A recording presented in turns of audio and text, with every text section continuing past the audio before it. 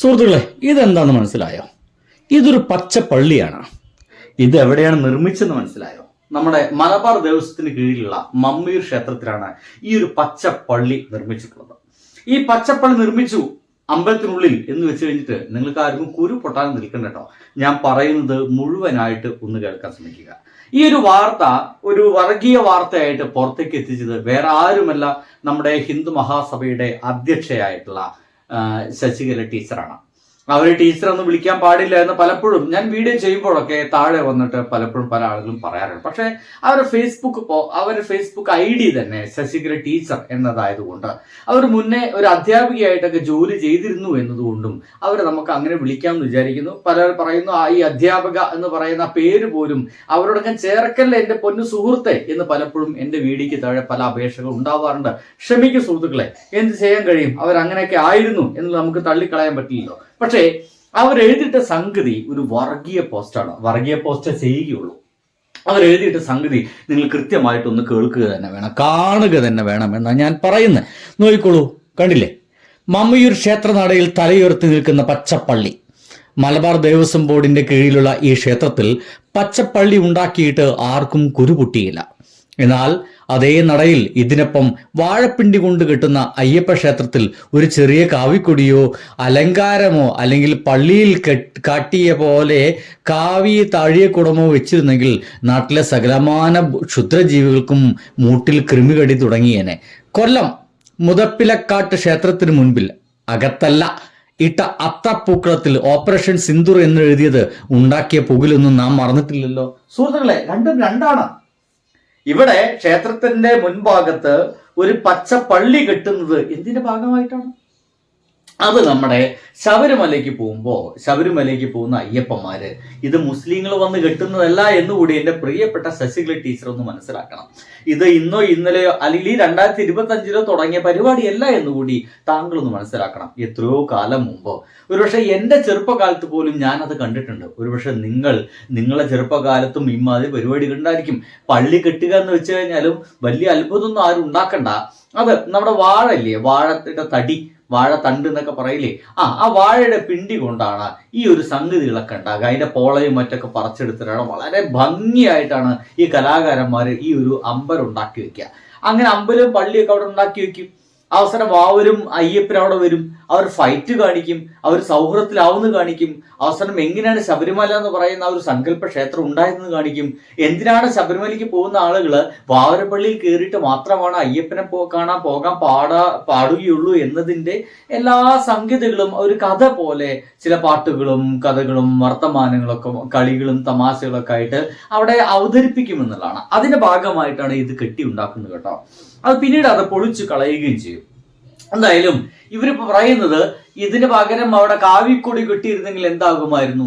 കാവിക്കൊടി കെട്ടിയിരുന്ന പ്രശ്നമാകുമായിരുന്നു. കാരണം കാവിക്കൊടി ഒരു അമ്പലത്തിന്റെ നിറമായിട്ട് നമ്മൾ ആരും അംഗീകരിച്ചിട്ടില്ല. അമ്പലത്തിന് അങ്ങനെ കൊടിയൊന്നുമില്ല. അമ്പലത്തിന് ഔദ്യോഗികമായിട്ടുള്ള കൊടിയൊന്നല്ല ഈ കാവി എന്നുള്ളതിനാൽ നമ്മൾ അതിനെ എതിർക്കും. കാവിക്കൊടി പിന്നെ ആരുടേതാണ്? സംഘപരിവാറിൻ്റെതാണ്. അതുകൊണ്ടാണ് എതിർക്കുന്നത്. താങ്കൾക്ക് മനസ്സിലാവുമെന്ന് വിചാരിക്കുന്നു. എന്തായാലും ഓപ്പറേഷൻ സിന്ദൂർ എന്നെഴുതി ഉണ്ടാക്കിയ പുകിലൊന്നും നാം മറന്നിട്ടില്ലല്ലോ. ശരിയാണ്, ഓപ്പറേഷൻ സിന്ദൂർ പുകിൽ ഉണ്ടാക്കിയിട്ടുണ്ട്. ആ കേരളത്തിൽ ഉണ്ടാക്കിയതാണ്. കാരണം ഒരു അമ്പലത്തിന് മുമ്പിൽ വലിയ പൂക്കൾ ഉണ്ടാക്കുന്ന അതിന്റെ നടുക്ക് ഓപ്പറേഷൻ സിന്ദൂർ എന്ന് എഴുതുന്നു. അത് ഇവിടുത്തെ രാഷ്ട്രീയപരമായിട്ട് ചില ആളുകൾ ഉപയോഗിക്കും എന്നതിനാലാണ് അത് അങ്ങനെ എഴുതിയത്. ഇങ്ങനെ അയ്യപ്പ വിളക്ക് നടത്താൻ കഴിയൂ എന്ന ശാഠ്യമുള്ള വിളക്കു സംഘങ്ങൾ, സംഘടനകൾ വിലക്ക് തന്നെ പ്രഖ്യാപിക്കണം. അങ്ങോട്ട് ചെല്ല്, ഇങ്ങനെ തന്നെ ഇനിയും നടത്തുകയുള്ളൂ. ഇത് ഇങ്ങനെ തന്നെയാണ് നടന്നിട്ടുള്ളൂ, ഇങ്ങനെ തന്നെ ഇപ്പൊ നടത്തുന്നുള്ളൂ, ഇനി ഇങ്ങനെയൊക്കെ തന്നെയേ നടക്കുകയുള്ളൂ എന്ന് ശശികല ടീച്ചർ ഒന്ന് മനസ്സിലാക്കണം. മറ്റുള്ളവർ വിളിക്കട്ടെ, പക്ഷെ നമ്മുടെ ഒരു സഹകരണം ഉണ്ടാവരുത്. ആരോടാ പറയുന്നത്? ഹിന്ദുക്കൾ എല്ലാവരുടെയും അപ്പോസ്തലയാണുള്ളവര്.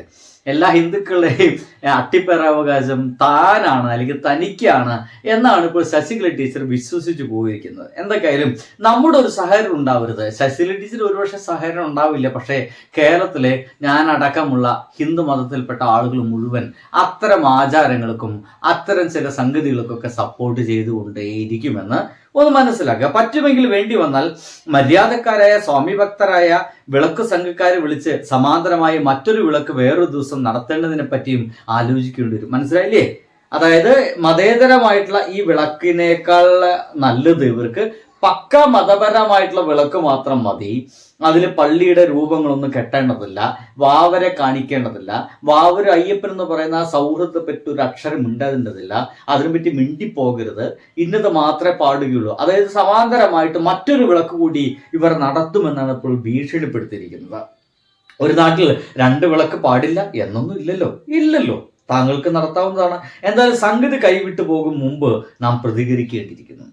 പഴയ കാലത്തും പള്ളിയുടെ രൂപത്തിൽ കെട്ടുമായിരുന്നു, ഇത്രയും അഹങ്കാരം അന്ന് അതിൽ കാട്ടിയിരുന്നില്ല എന്നാണ് ഇപ്പോൾ പറയുന്നത്. അപ്പൊ ഇവർ അംഗീകരിക്കുന്നുണ്ട്, ഇത് എത്രയോ കാലം മുമ്പുണ്ട്. ഇത്രയും നല്ല ഗംഭീരമായിട്ട് വർക്ക് അത് ചെയ്തിരുന്നില്ല എന്ന് മാത്രമേ ഉള്ളൂ. ഒരിക്കലും ബാങ്കും നിസ്കാരം നടത്തിയിരുന്നു. ക്ഷേത്രനടയിൽ ബാങ്ക് വിളിക്കുന്നവരെ നിർത്തുകയെ തന്നെ വേണം. അതാണ് ഇവർ അടുത്ത ആവശ്യം കേട്ടോ. അടുത്ത വർഷം പച്ചപ്പള്ളിയും ബാങ്കും നിസ്കാരവും അമ്പലത്തിൽ ഉണ്ടാകില്ല എന്ന് നമ്മൾ തീരുമാനിച്ചാൽ അത് നടപ്പിലാക്കാൻ കഴിയണം എന്നൊരു നിർബന്ധ ബുദ്ധിയോട് കൂടിയിട്ടാണ് ഈ ആയമ്മ ഇതെല്ലാം എഴുതിയിട്ടിരിക്കുന്നത്. ശശികല ടീച്ചർ ഇതൊക്കെ എഴുതിയിട്ടിരിക്കുന്നു എന്നുള്ളതാണ്. അതൊരു അത്ര നല്ല ഒരു സൂചനയല്ല. കേരളത്തിൽ അല്ലെങ്കിൽ തന്നെ ഈ ഒരു ഇലക്ഷൻ കഴിയുന്നതോട് കൂടിയിട്ട് BJP വളരെ പതുക്കെയെങ്കിലും പിടിമുറുക്കാൻ തുടങ്ങുന്നു എന്നുള്ളതാണ്. ഇവരൊക്കെ പിടിമുറുക്കി കഴിഞ്ഞാൽ ഇങ്ങനെ മതേതരമായി നമ്മൾ നടത്തിയിരുന്ന ഇത്തരം ആഘോഷങ്ങളെല്ലാം മതപരമായിട്ട് മാത്രം നടത്തുകയും, ഹിന്ദുക്കളായിട്ട് മാത്രം ജീവിക്കുകയും, മുസ്ലിങ്ങളായിട്ട് മാത്രം ജീവിക്കുകയും, രണ്ടുപേർ തമ്മിൽ ഇടപഴകലുകളൊക്കെ എല്ലാം അകലം കൂടുകയും, അത് ഒരു മതസ്പർദ്ധയിലേക്കും ഒരു വൈരാഗ്യത്തിലേക്ക് നീങ്ങുകയും, ഒരു നല്ല വൃത്തിയുള്ള കലാപം കേരളത്തിൽ പൊട്ടിപ്പുറപ്പെടാൻ അതിനൊക്കെ കാരണമാവുകയും ചെയ്യുമെന്നാണ് ഞാൻ വിചാരിക്കുകയല്ല, മിക്കവാറും അതൊക്കെ തന്നെയായിരിക്കും നടക്കുക. അതിനപ്പുറത്തേക്ക് നടക്കാനില്ല. നമ്മളിപ്പോൾ വളരെ സ്വതന്ത്രമായിട്ട് BJP വന്നാൽ എന്താ കുഴപ്പമെന്നൊക്കെ പല ആൾക്കാരും ചോദിക്കും. എന്താണ് കുഴപ്പമെന്നൊക്കെ നിങ്ങൾ ഉത്തരേന്ത്യയൊക്കെ പോയി നോക്കണം.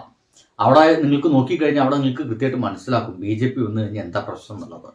BJP വരുന്ന പ്രദേശത്ത് മുഴുവൻ ജാതീയത ശക്തമാവും എന്നുള്ളതാണ്. ജാതി സമവാക്യങ്ങളൊക്കെ ഭയങ്കര ശക്തമാവും. അതിന്റെ ഭാഗമായിട്ട് താഴ്ന്ന ജാതിക്കാരായിട്ട് മാത്രം ജീവിക്കേണ്ട അവസ്ഥ, ഉയർന്ന മേലാന്മാർ പറയുന്ന മുഴുവൻ താഴ്ന്ന ജാതിക്കാര് അനുസരിക്കേണ്ട അവസ്ഥ, അത്തരത്തിലുള്ള ഒരു രാഷ്ട്രീയ സാമൂഹ്യ അവസ്ഥയിലേക്ക് കൂട്ടിക്കൊണ്ടുപോകും. നോക്കൂ, നമ്മളിപ്പോൾ ഏത് കടയിലും പോയിട്ടും വളരെ സ്വതന്ത്രമായിട്ട് ബീഫ് അല്ലെങ്കിൽ ബീഫും പൊറോട്ടയൊക്കെ നമ്മളെ ഏറ്റവും കോമ്പിനേഷൻ ആണല്ലോ. അത് ഒരു മടിയും കൂടാതെ നമ്മൾ ഒരു മനസ്താപവും ഇല്ലാതെ ബീഫ് ഉണ്ടോ എന്ന് ചോദിക്കും.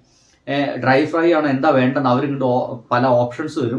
നമ്മൾക്കത് ഇഷ്ടപ്പെട്ട ഓപ്ഷൻസ് പറയും, നമുക്കത് കൊണ്ടുവന്ന് തരും, നമ്മളത് വളരെ ഭംഗിയായിട്ട് തിന്നും. പക്ഷേ ഇത്തരം ഭക്ഷണങ്ങളടക്കം വിലക്കേർപ്പിക്കുന്ന രീതിയിലേക്ക് മാറുക എന്നുള്ളതാണ്. ഇത്തരം ആളുകൾ വരും, ഭക്ഷണശാലകളൊക്കെ പൂട്ടിക്കുന്ന അവസ്ഥ വരും, ബീഫ് കഴിക്കുന്നവരെ കൊല്ലുന്ന അവസ്ഥ വരും, രണ്ടുപേരെ ഒരുമിച്ച് നടക്കുന്ന സമയത്ത് ഇത് പെങ്ങള് തന്നെയാണെന്നുള്ള സർട്ടിഫിക്കറ്റ് ഒപ്പം കൊണ്ട് നടക്കേണ്ടി വരും.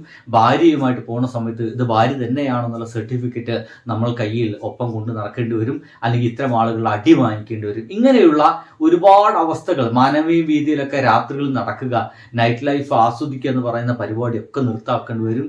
അങ്ങനെയുള്ള ഒരു ബ്ലഡി ലൈഫിലേക്ക് നമ്മുടെ കേരളത്തെ കൊണ്ടുപോകാൻ ഇത്ര ആളുകളൊക്കെ നമ്മുടെ മുമ്പിലേക്ക് അധികാരവുമായിട്ട് വരുമ്പോൾ സംഭവിക്കുന്നതാണ്. അതിനെ ചെറുത്തെ ഒക്കൂ എന്നാണ് എനിക്കൊക്കെ പറയാനുള്ളത്.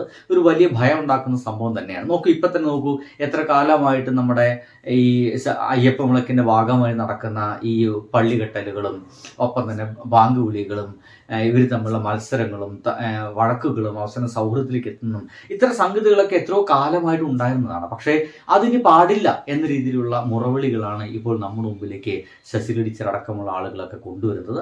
അത് സിമ്പിളായിട്ട് കരുതണ്ട. അതിൻ്റെ താഴത്തുള്ള കമൻറ്റുകൾ നോക്കിക്കഴിഞ്ഞാൽ അതിന് യെസ് മൂളുന്ന ഒരുപാട് പേരെ കാണാം. ഈ യെസ് മൂന്ന ആളുകളെല്ലാം തൊട്ടടുത്ത ദിവസം ആക്രമണമായിട്ട് നമ്മുടെ മുമ്പിലേക്ക് എത്തിക്കഴിഞ്ഞാൽ നമ്മൾ എങ്ങനെ തടുക്കും എന്ന് നോക്കി കഴിഞ്ഞാൽ വലിയ അപകടമാണ്. തടുത്തു കഴിഞ്ഞാൽ അത് പിന്നീട് ഒരു മതപരമായിട്ടുള്ള പ്രശ്നമായിട്ട് മാറുകയും അത് സാമുദായിക പ്രശ്നമായിട്ട് മാറുകയും സമൂഹത്തിൽ നന്മയും സമാധാനമൊക്കെ കെട്ടുപോകുന്ന തരത്തിലേക്ക് ഇത്തരം ആളുകൾ അധികാരത്തിലെത്തിയാൽ ഉണ്ടാകും എന്നുള്ളത് എക്സാമ്പിളായിട്ട് നമുക്ക് ഇഷ്ടം പോലെയുണ്ട്. അത് നമ്മുടെ മുമ്പിലേക്ക് പ്രാവർത്തികമാക്കുന്ന അവസ്ഥയിലേക്ക് എത്താതിരുന്നാൽ നന്നായിരിക്കും. ബൈ.